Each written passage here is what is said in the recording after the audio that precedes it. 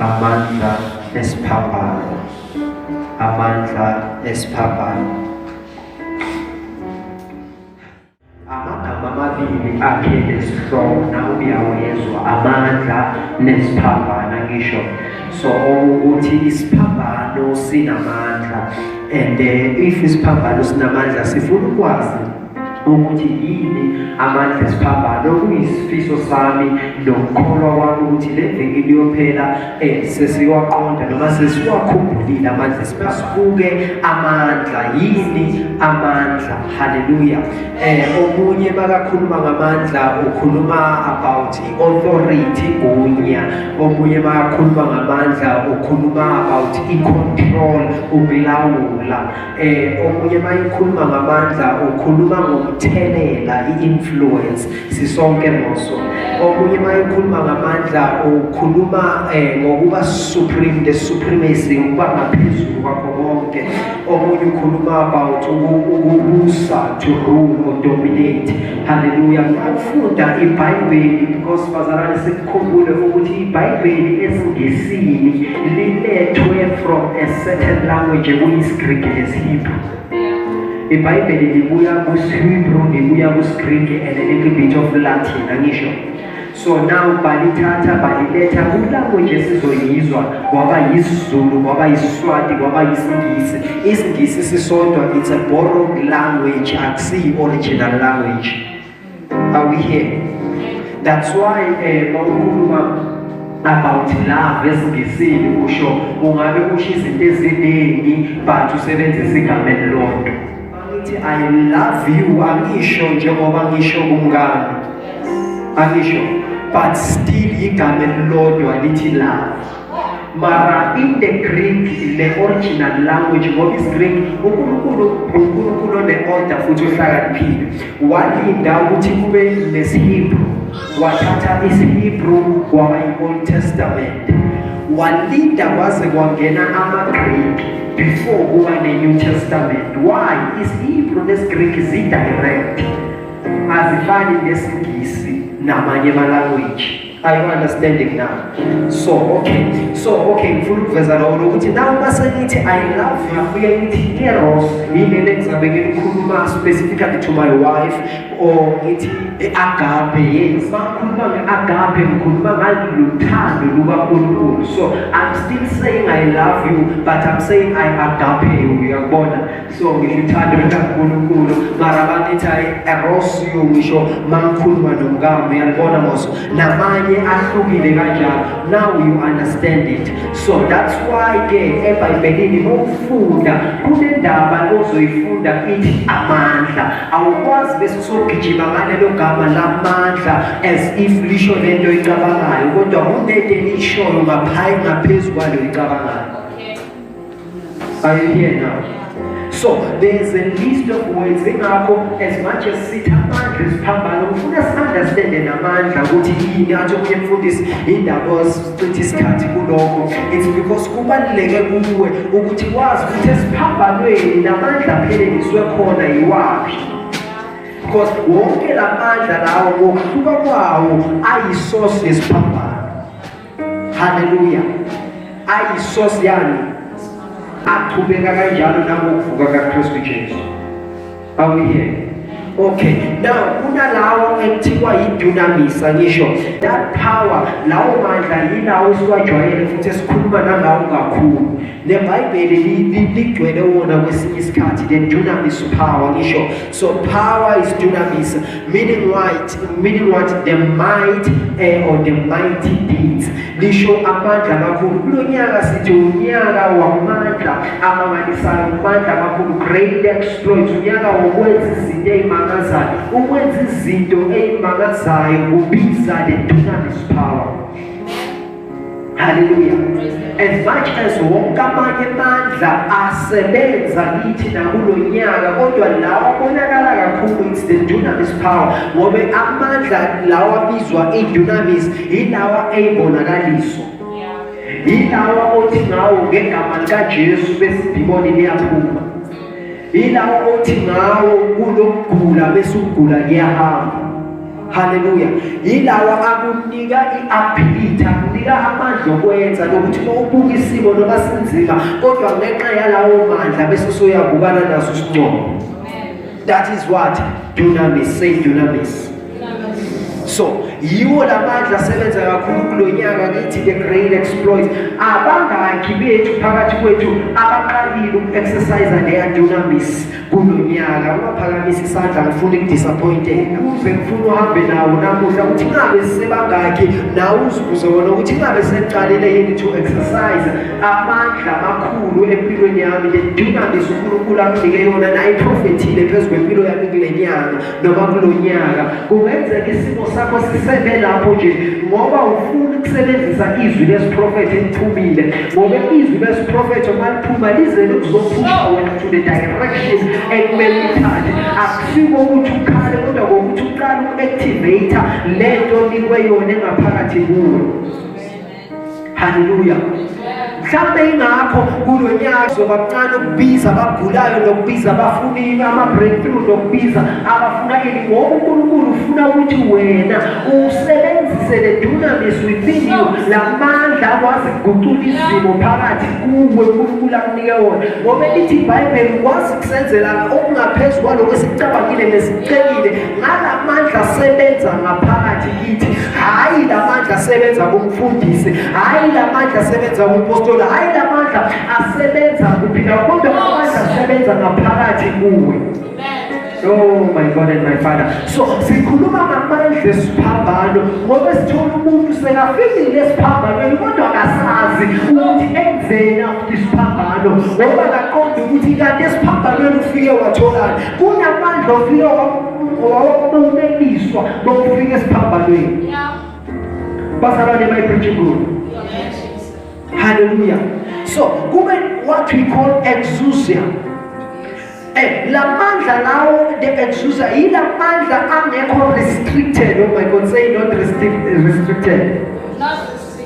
Ila mandla angavinjwa, ila mandla amnika freedom. It is the unrestricted freedom of action. Ukhona ukwenza konke ngalamandla. uJesu uhamba phezu kwamanzi because he has exousia.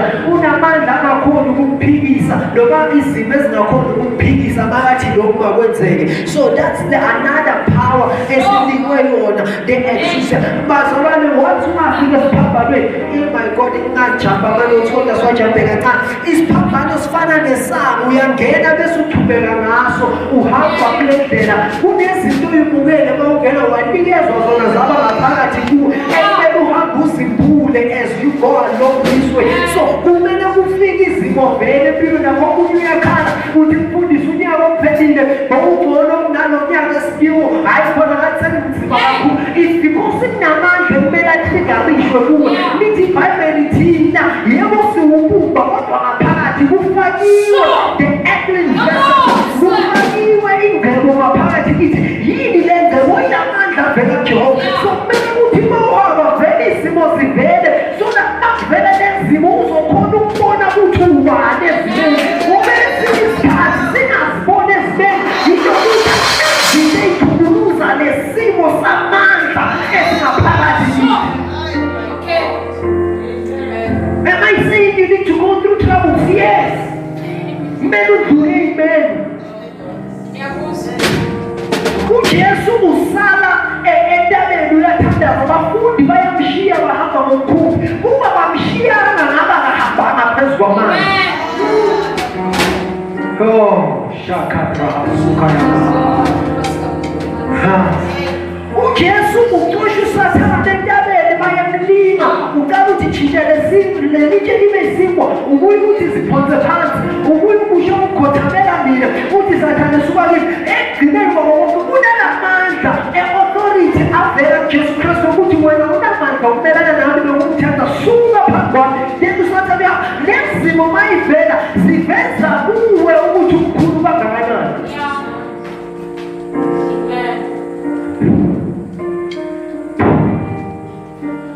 Hallelujah. The same exousia bese isebenzisa u-exousizo. bese kukwenza as much as lawa amanye kuma-nouns bese kuyenza lento ibe yi-verb, sekuba nalamandla okwenza wenzani. Usebenzisa le authority noma lamandla onawo ukuba ngaphezu kwezimo noma ukuthatha isimo usibeke ngaphasi kwakho. Are you here?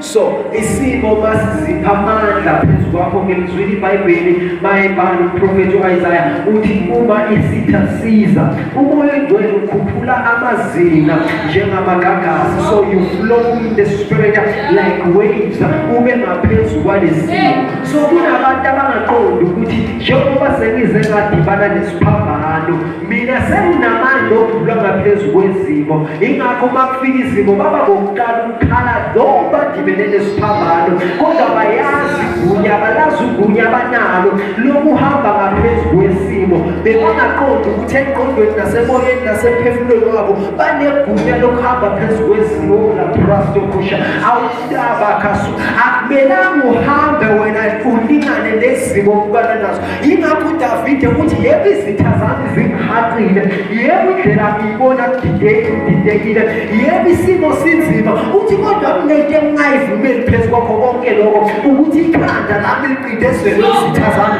Uthi mayisabhava, uthi ikhanda leliqhubekisa liba ngaphezu kwekhanda lezitha zakhe. Ngoba uqonda ukuthi mangisasibena akwazi ukulingana nesimo, mangisasibena akwazi ukulahlekelwa uNkulunkulu, mangisasibena akwazi ukulahlekelwa ukucabanga, akwazi ukucabanga ngama-emotions, ngikhona ukucabanga ngomoya.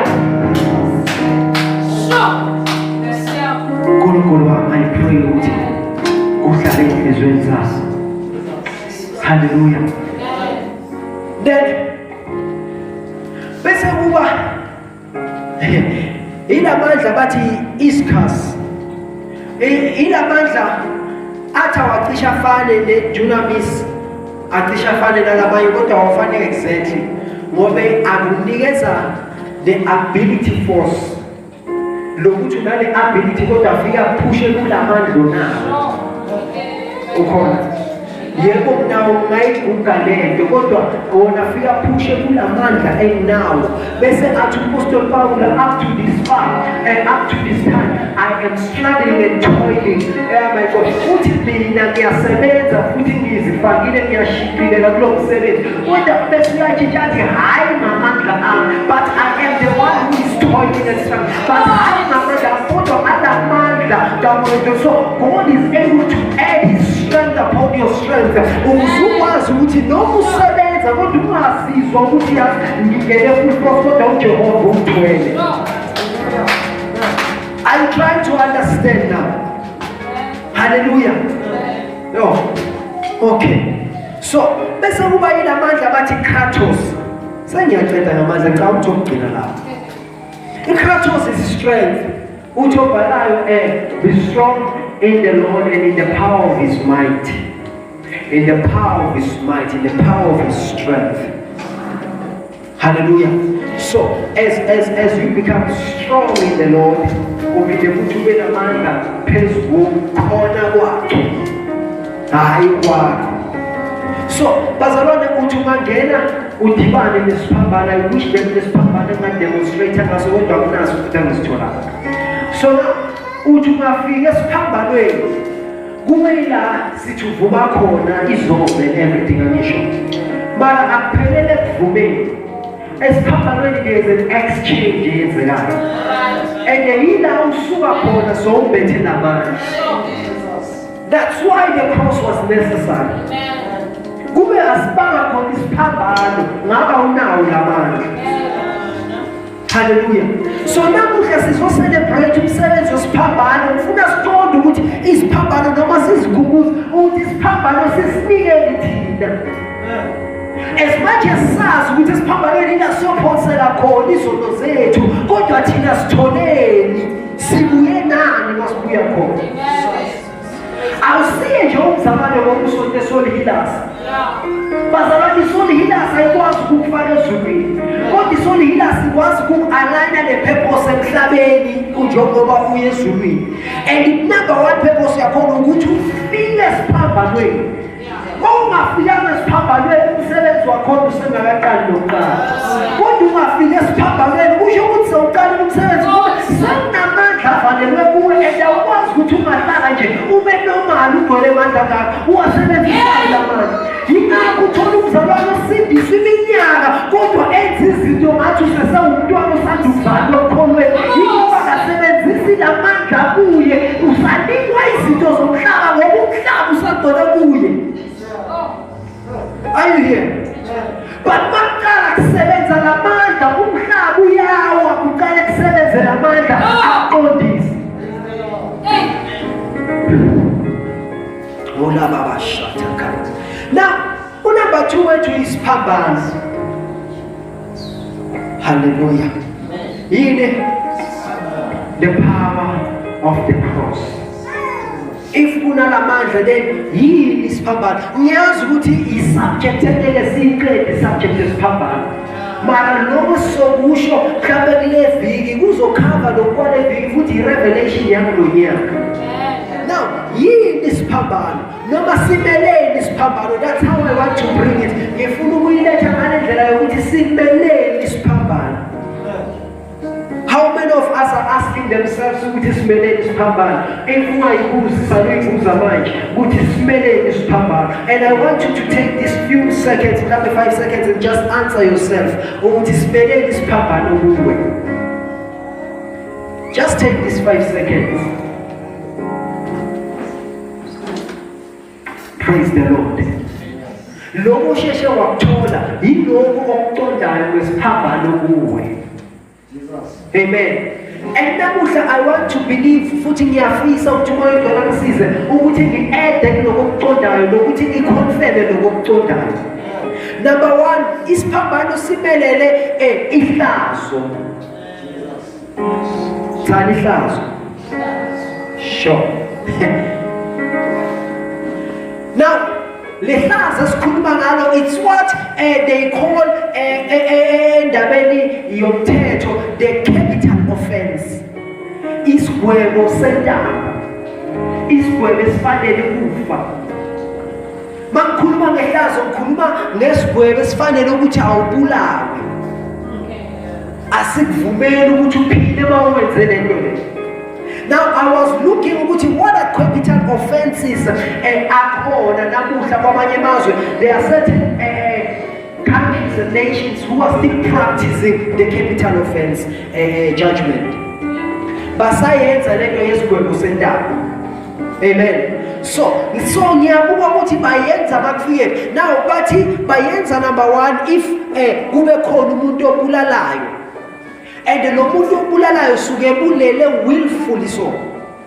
Lokuthi ngihlelile lento ngibulaliswe ukuthi I was willing to do it or it was out of malicious acts ukuthi ngidlela umuntu umona vele ngamplanela ukuthi ngiyombulala noma into engicabangile ngayihlela ukuthi ngizoyenza. So they make sure ukuthi bafika kuleyo point la baprove khona ukuthi akusiphutha lo muntu umbulala ubulele ngenhloso. Then bakutholakala lokho ujajwa ngesigwebo sentambo noma isigwebo sokuthi nawe yifa kusho ukuthi basathini iso neso. Hallelujah.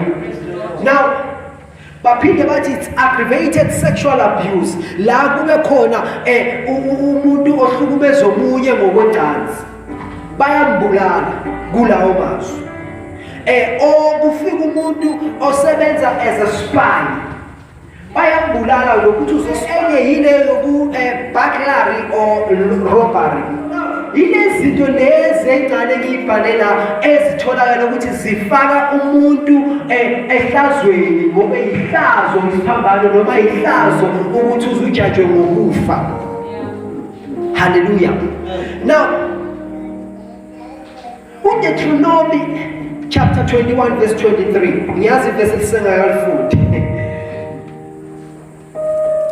Okay, asifunde lona kuqala. Because the same thing that I show you, Galatians chapter 3 verse 13 is quoting that. Deuteronomy chapter 21 verse 23.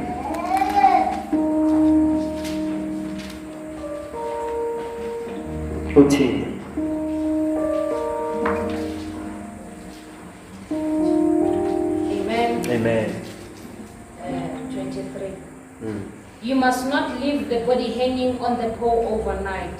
Be sure to bury it that same day, because anyone who is hung on a pole is under God's cares. Amen. Okay. You must not desecrate the land the Lord your God is giving you as an inheritance. Amen. So, uthi umuntu osesiphambanweni noma kuyiseke on the pole akangahlali kuze kube kusasa ngobe kufana nokuthi kungcolisa lezo uNkulunkulu anikeze lona, so mungcwabeni ngobe suke aphanishwe uNkulunkulu lo muntu uma usuprofetha ngento ezokwenzeka ngoKristu Jesu. Amen. Now uPaul kuGalatians chapter 3 verse 13 uthi Christ redeemed us from the curse of the law by becoming a curse for us. Uyakhumbula mose cursed is a person who hangs on what? On a pole. Ngizama ukukhomba nje nasi sigwebo sekufa. uMose uthini? Uthi uqalekisiwe ohengwe on a pole noma ohengwe esihlahleni emthini, angisho. Uthini uPaul? Uthi thina sesikhululiwe kuleso siqalekiso. Sikhululeke kanjani? Khona umvulile uGalatians chapter 3 verse 13. Ophethe isiZulu. Ngicela usifundele masinya yini.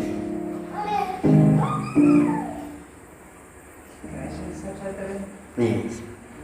Verse 13. uKristu wasihlenga esiqalekisweni somthetho.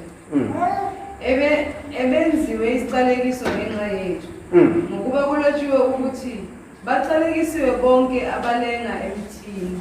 Baqalekisiwe bonke abanjani? Uthi zena uMose usho bona lokho uthi baqalekisiwe abalenga emthini, so anomngcwaba lowo muntu ngoba ungcolisa izwi uNkulunkulu anike lona. Manje leso siqalekiso siza ngalomthetho. Uthi uPaul sesikhululiwe ke kuleso siqalekiso ngoba uJesu sekalengile ke emthini. So uJesu sekabe inesiqalekiso njengoba uMose ashilo ukuthi uqalekisiwe lengemthini. So isiphambano sisho isiqalekiso, and lesiqalekiso sisho ukufa. Ngizwakele. Now asivula Isaiah 53. Isaiah 53 verse 4 no verse 5. Kepha yazithwala izifo zethu. Yabetshata ubuhlungu bethu. Yeah. Kodwa thina sathi ijezisiwe. Yima ke why sithi ujezisiwe? Yilo ukuthi uthathe izifo zethu. Wathatha nani? Wathatha nobuhlungu bethu. Sathini thina bakasenzela lokho? Sathi ujezisiwe, okay? Ishaywe uNkulunkulu, ihlushiwe. Sathi thina ushaywe uNkulunkulu, uhlushiwe, ngisho. Qhubeka. Yebo. Yalinyazwa ngenxa yeziphambeko zethu. Ulinyazwa ngenxa yani? Yaqhotshozwa ngobubi bethu. Uqhotshozwa ngenxa yani? Yonke le ndaba yimfakile nifaka thina. Yena lokubuhlungu kwenzeka kuye ngenxa yethu. Qhubeka. Isijeziso sasiphezu kwayo ukuba sibe nokuthula nangemivimbo yayo siphilisiwe thina. My God and my Father. Isijeziso besiphezu ukuze thina sibe nani? Nokuthula. So khumbula ukuthi isijeziso yini? It is the curse. Uthi ze uMose uqalekisiwe lengemthini. Uthi uIsaiah lesijeziso sibe phezu kwakhe ngenxa yethu ukuze thina sibe sinokuthula. Lento uMpostoli Paul ayisho ukuthi thina sasikhululiwe ngenxa yakhe ukuthi ube isiqalekiso for thina. So lesikhatha lengemthini lesiqalekiso sahlala kuye ukuze thina senze njani? As much as kukhululeka thina kodwa isiphambano sibe njalo simele ihlazo. Usho ukuthi lehlazo bekumele kube yimi kube uwe esifayo. Kodwa lehlazo ngenxa yesiphambano bekumele sisithwale ngoba khona osithwalayo ukuze thina senze njani? Sikhulume. So isiphambano ungakhohlwa simele ihlazo and lehlazo bekulami kulakho. Yebo sekunomuntu onengakhona kodwa bekulami kulakho. Sure. Wonke lamahlazo besizokwenza lesikwenzile lesawenza wonke lamahlazo wawathwala abakuye. Oh, kaprosteka. Number 2, isiphambano simelele an exchange. Simelele ukushintshisana. Thanda ukushintshisana.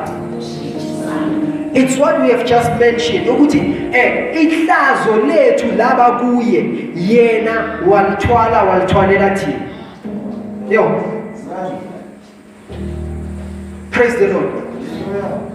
So yena uthwala lehlazo lethu emzimbeni wakhe esiphambanweni.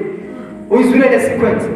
Uthwala lehlazo lethu emzimbeni wakhe esiphambanweni ukuze thina sizofa.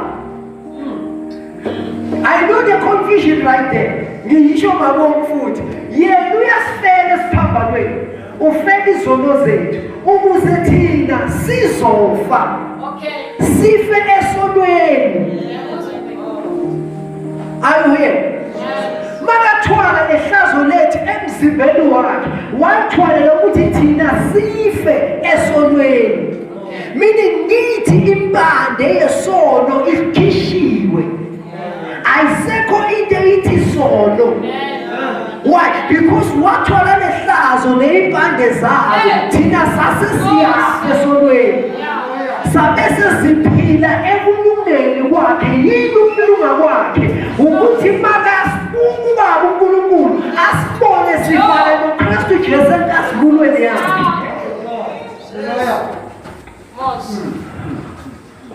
Yo. Thina saqoba isono nokufa ngenxa yesiphambano. Lalela-ke sicale ngamandla esinawo.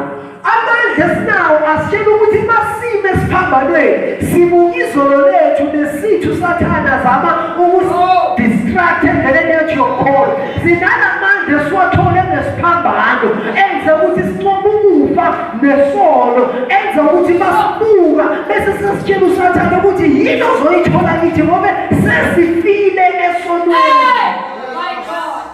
Asakwazi ukwenza imiyalo yakho nemithetho yakho asihambisani nayo. Sifile kiyo sesiphila noKristu ekulungeni kwakhe.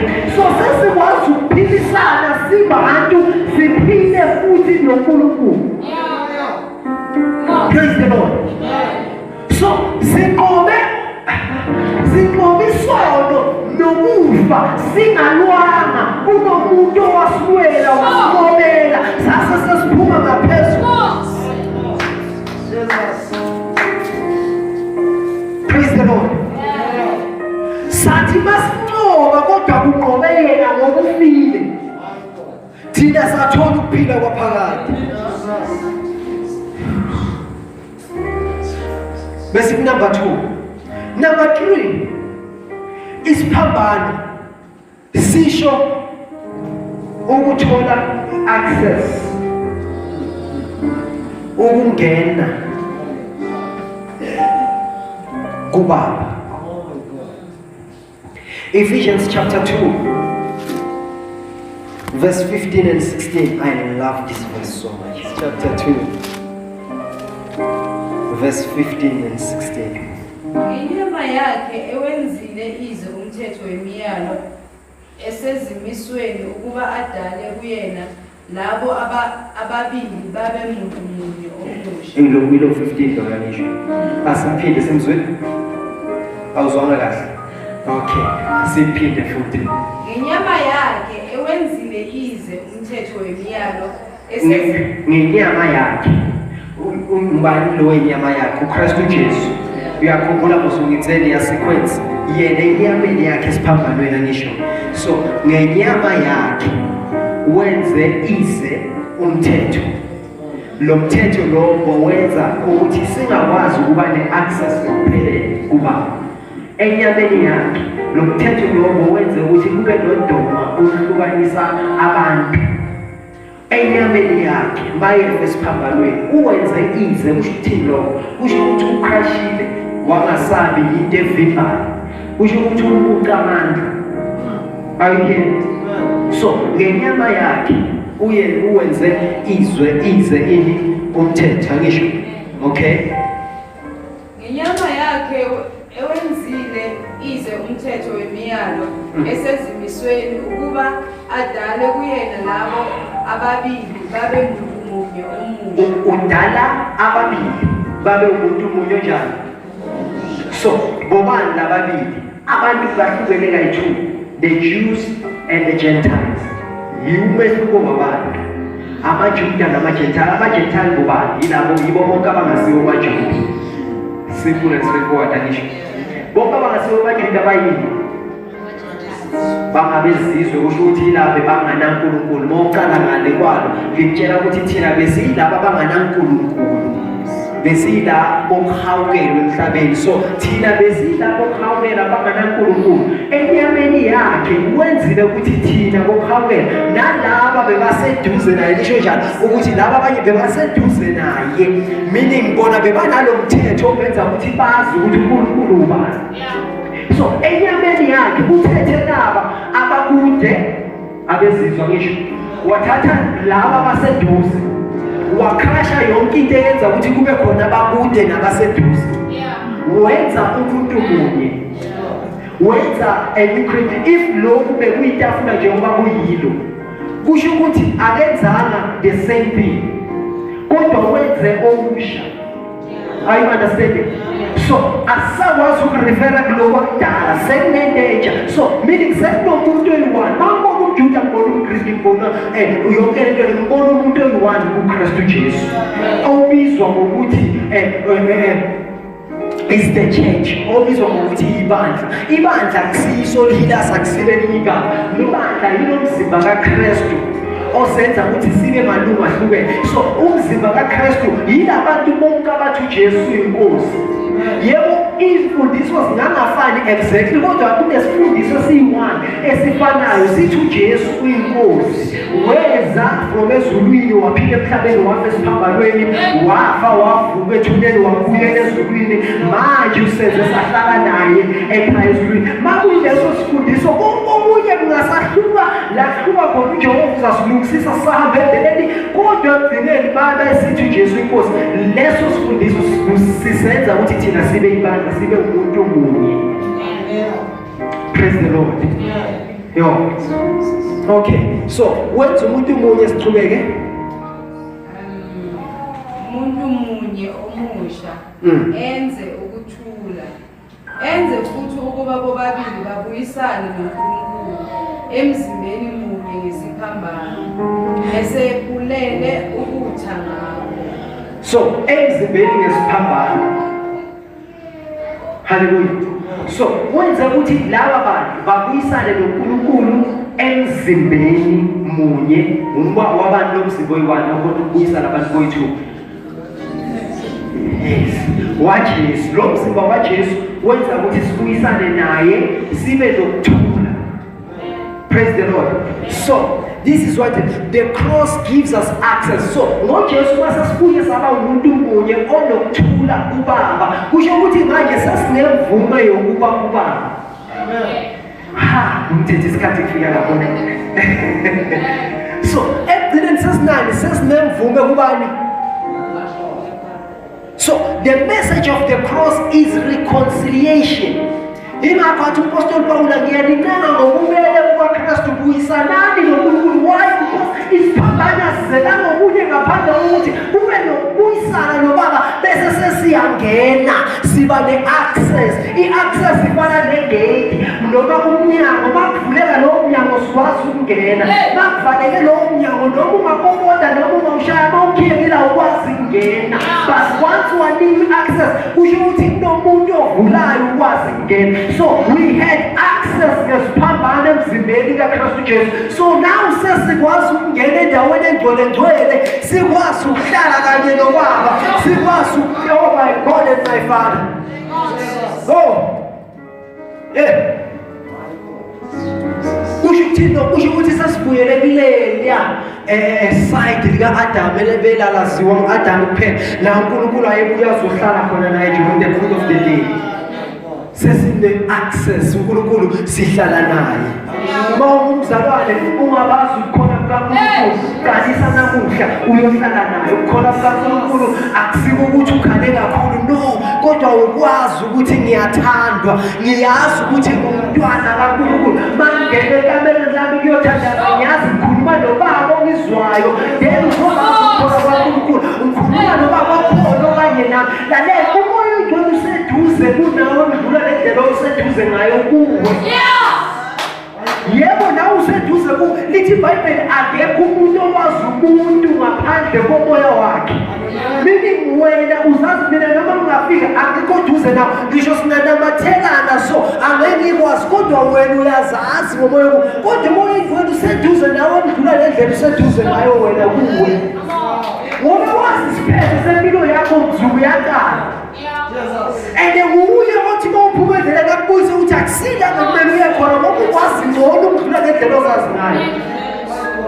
Oh my God and my Father. So hambe uyohlala noba uyakuzwa futhi ulinde kuzwa kuwo. It doesn't matter the age. Omunye utshela ukuthi hayi into yagogo into yakukhulu into yabomfundisi ngoba bakule stage le no into umntwana uSamuel emncane bakhe walizwa iphimbo likaNkulunkulu asiyinto yomnyaka into yomdlelwana ubudlelwana ingakho umntwana ayesemncane uyamazi babakhe nobabakhe so that's the relationship ayidingi uyicomplicate ngamagama amakhulu ukuthi baranyothini bafika kuJehova sithini isimo sakho manje. Simple thing ukuthi lithi iBhayibheli ku-Philippians le inkinga onazo ziguqule zibe ma-prayer point hayi ma-crying point. Awungathathi inkinga besoza mina ngiyakhululeka nani akusikuthandaza lo amandla semahlombe akho nguwe one-authority yokukhuluma you have the exousia yokukhuluma la kutshintshe lesimo. Hallelujah, praise the Lord. No. So now isiphambano sishi access yokuthi so khona ukungena ukukhulume nobaba ngaphandle kokuzivisa ihlazo namahlupho. Omunye uthi eshimfundisi ngicela kushaye izolo ngawazi into engenzi endilangcondweni yami manje akazi ngidlula kanjani lokuthi amandla isiphambano sinikiwe akuwanikele ukuthi ukwazi kuyongena kubaba ungabi namahlupho. Iphuthe lenziwa uAdam noEva ukuthi babonile babalekele kukhona babaleke kukhona kukaJehova kunokuthi babalekele khona babaleka kibo. Ayike bekumele babalekele khona kukaJehova wathi uJehova washo ukuthi isandla sisofa nokufa sesihlala ukubona izinto ezingayiqondi ngathi manje hawubuka nje siphuka njani kule ndaba Jehova yena masinye ungazi ulinde the cool of the day we are in trouble Jehova whenever you fall ungabe usebenzisa lokho noma uvumela isathana asebenzise lokho ukukhipha emkhoneni kaJehova but ivuka ithi bese uyakhona uyosho ukuthi Jehova ngihlulekile la bonke wangenza kabusha njengibuphe esandleni sombumbi ulinde lokho.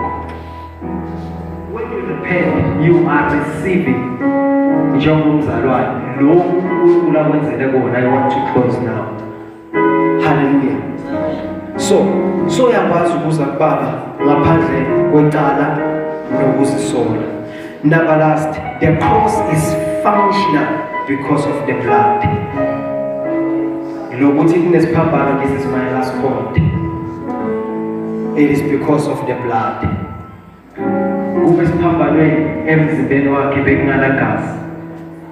The purchase was not made.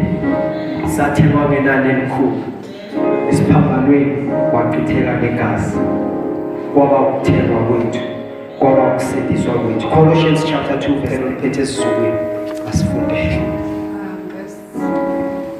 verse 13 to 16. Nani-ke ebenifile ngeziphambeko nangokungasoli kwenyama yenu. Benife ngani? Nangani? Okay. Wanenza nibe ngabaphilayo kanye naye esithethelela zonke izono zethu. So akavukanga ukuthi besife ephambekweni kwenyama yethu nokungasoki kwenyama yethu nani nasephambekweni zethu angisho. So akavukanga konke lokho kodwa wenze usithethelele.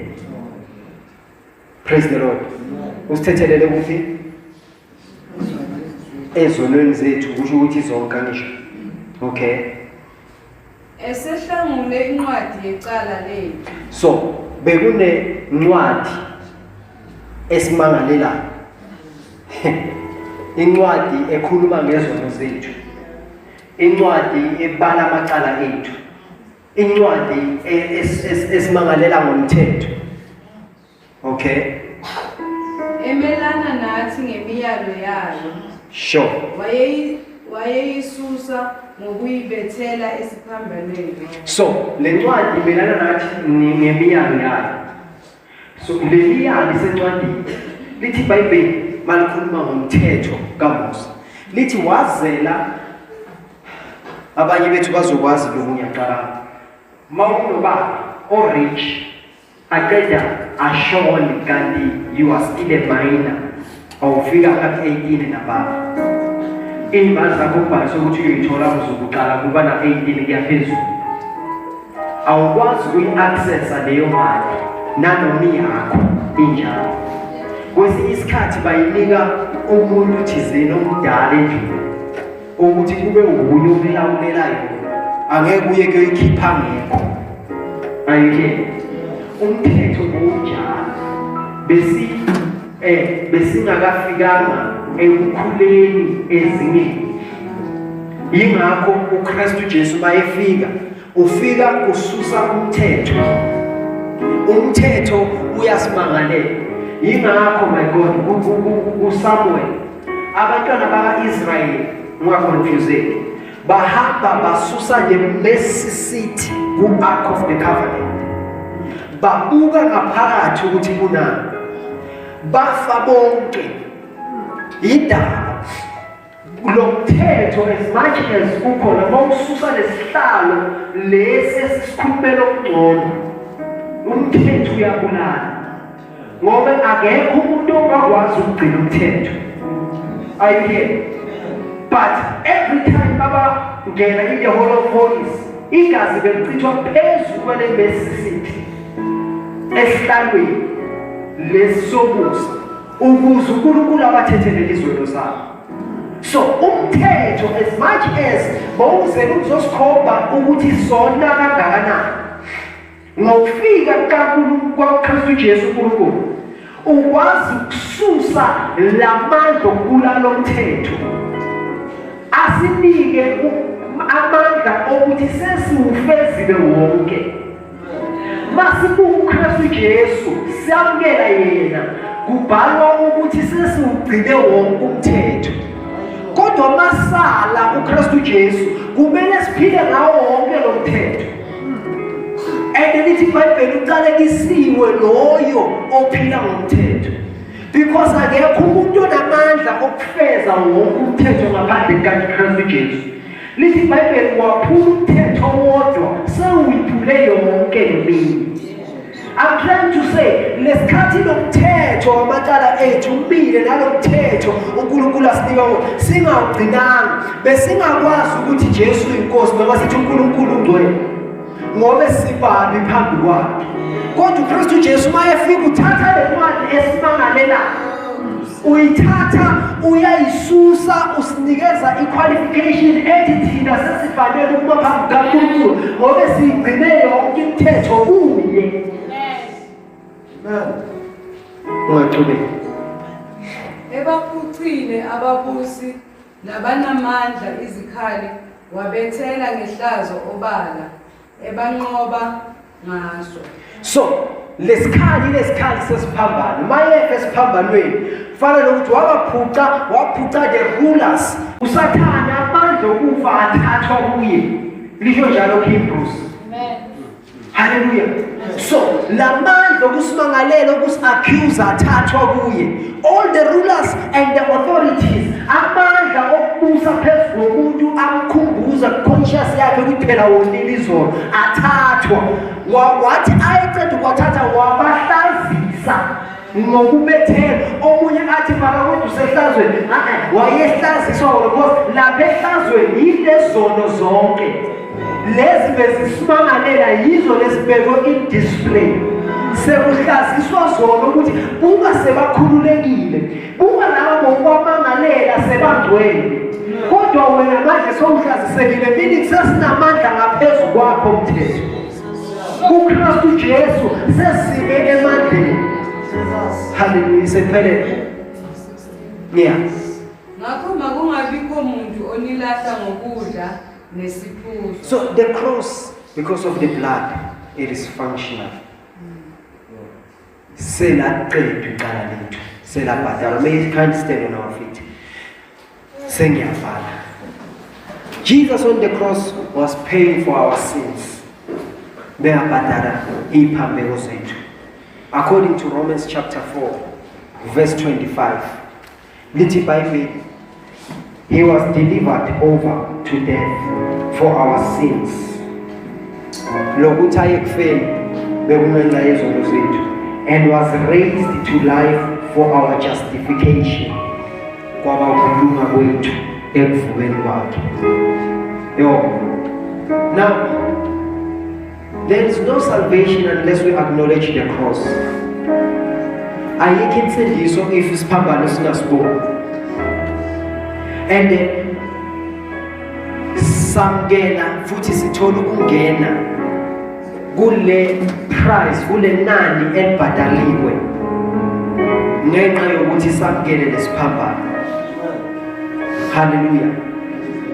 Masibamba amandla esiphambano asizi sodwa kodwa siza nale nani labhadalwa kiso bese thina sesibukwa ngale nani ukuthi we have already paid the price. Kungenxa yesiphambano la sikwazi khona ukukhumbuza uSathane ukuthi amandla akhe waphuka. La sikwazi ukunqoba amadimoni ngoba amandla abo aphuka. Izono zonke zabhadala, amahlazo wonke abhadala, ubuhlungu bonke babhadala,